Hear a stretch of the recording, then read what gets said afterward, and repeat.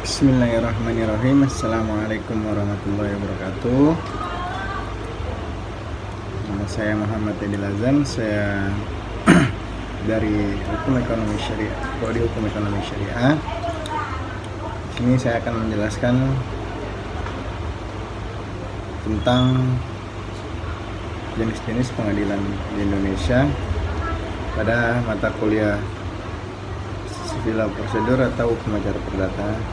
Penjelasan pengampu Ustadz Dodi Yarli SCMII. Yang pertama ya, ada peradilan umum. Peradilan umum,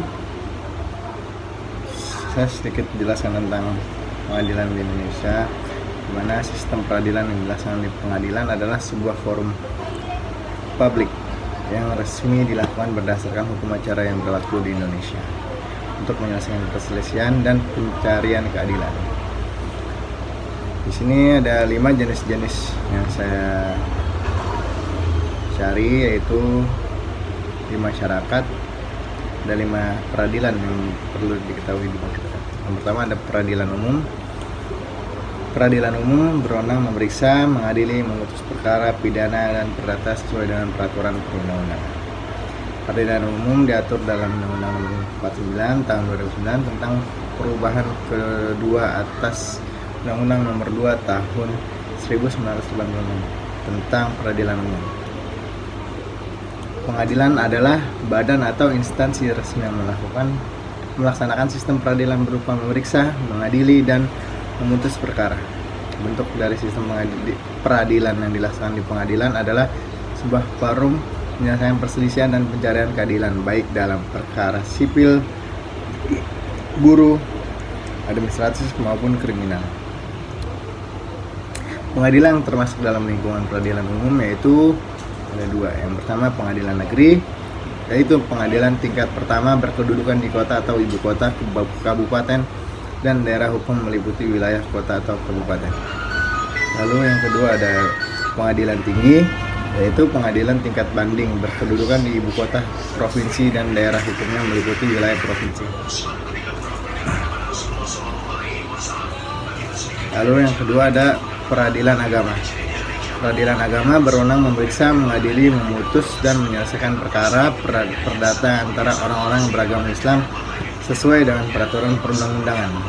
Peradilan diatur dalam Undang-Undang Nomor 50 Tahun 2009 tentang perubahan kedua atas Undang-Undang Nomor 7 Tahun 1989 tentang pengadilan agama.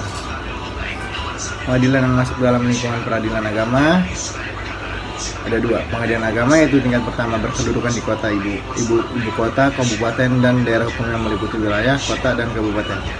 Lalu yang kedua pengadilan tinggi agama yaitu pengadilan tingkat banding berkedudukan di ibu kota provinsi dan daerah hukumnya meliputi wilayah provinsi. Pengangkatan pemberhentian hakim untuk menjadi hakim peradilan agama, seseorang harus memenuhi syarat-syarat.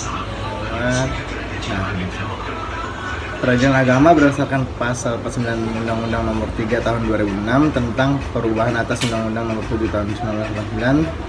Peradilan agama yang pertama ada perkawinan, yang kedua ada waris, ketiga wasiat, keempat hibah, kelima wakaf, keenam zakat, ketujuh infak, kedelapan sedekah, dan yang kesembilan ekonomi syariah.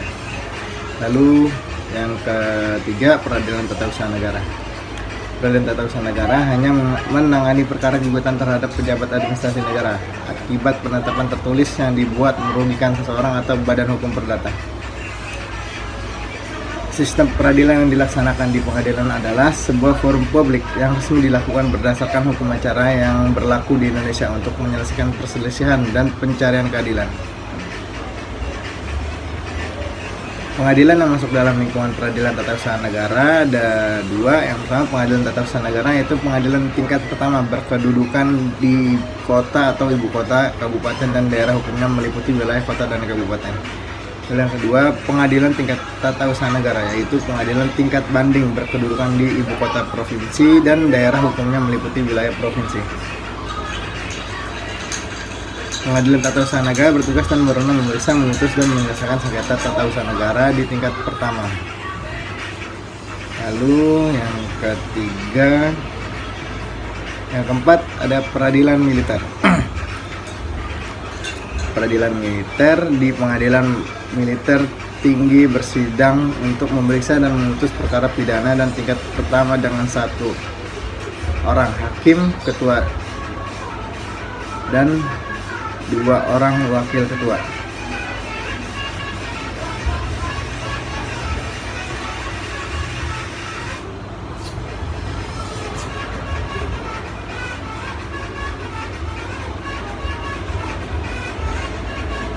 Lalu yang kelima ada peradilan konstitusi, di mana peradilan konstitusi menangani pengajuan kesesuaian ini undang-undang dengan konstitusi Indonesia, yaitu Undang-Undang 1945. Mahkamah Konstitusi merupakan salah satu lembaga negara yang melakukan kekuasaan kehakiman yang merdeka untuk menyelenggarakan peradilan guna menegakkan hukum dan keadilan.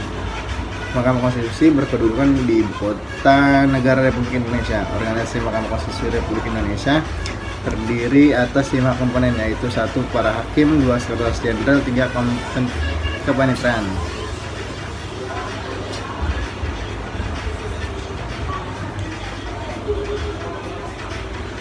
Mahkamah Konstitusi, persidangan konstitusi selalu membuat tugas dan fungsi Mahkamah Konstitusi ada 2. Undang-Undang 1945 menentukan bahwa MK mempunyai 4 kewenangan konstitusi, constitutional power, dan 1 kewajiban konstitusi, constitutional obligation. Keempat kewenangan itu ada 1. Menguji undang-undang terhadap undang-undang, menguji undang-undang terhadap undang-undang dasar. 2. Memutuskan sengketa kewenangan antara lembaga kewenangan diberikan oleh undang-undang. Yang 3. Memutuskan sengketa hasil pemilihan umum. Dan keempat, memutuskan pembubaran partai politik. Tegasan pasal 10 menegaskan Mahkamah Konstitusi bersifat final, yakini putusan Mahkamah Konstitusi langsung memperoleh kekuatan hukum tetap sejak diucapkan dan tidak ada upaya hukum yang dapat ditempuh.